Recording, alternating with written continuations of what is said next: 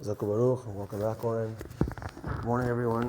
We're finishing up Siman Reish Nun today, and the Mishnah Brura over here, which speaks about the quoting from the Shulchan Aruch that everyone, even if they're on a very high level, has to get involved in helping for Shabbat. And as we saw, the Shulchan Aruch brings many examples of this.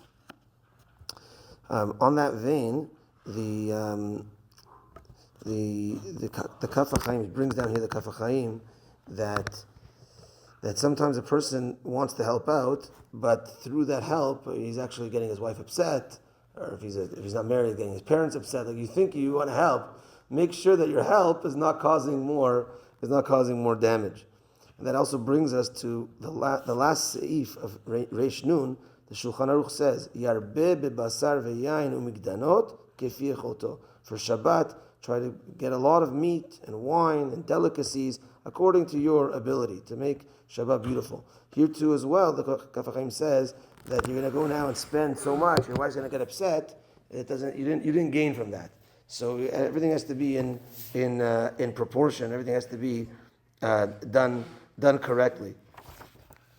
The Kaf HaChaim also brings down that when it talks about certain items to get for Shabbat, he said it's a good idea to get things that Bnei Yisrael are compared to.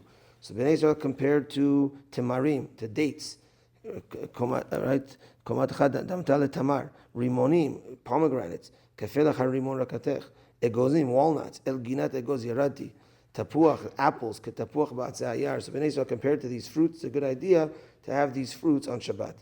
And he continues to say that, as we know, that even though Shabbat, we're eating more and we're having meat, wine, sleeping more, everything that we do physically, if we have the intention for the Kaddish at Shabbat, to make Shabbat holy for Hashem, it's all turned into Ruchani, it's all turned into spirituality.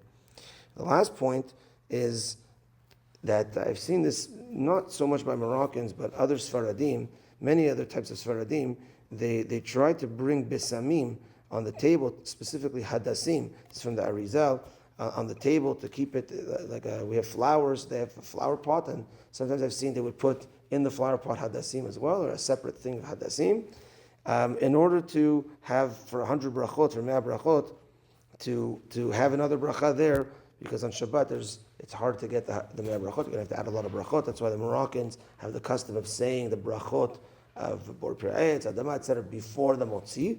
So the other Sfaradim actually don't have that custom. They have a custom of putting besamim there in order to smell. So if one wants to do this as well, it's a nice idea to have besamim ready, available, so that one can make the bracha on besamim in order to add for his 100 brachot. So that brings us to the end of Siman Reish Nun. Tomorrow we'll start Reish Nun Aleph, which is talking about working Erev Shabbat, close to Shabbat, how that is allowed, what's allowed from Mincha and onwards, etc. We're going to get into those halachot b'shat Hashem. Mincha tonight at 7:05 and Gemara Shiur tonight at 8:30. Have a good day, everyone. Tana D'Viliyahu.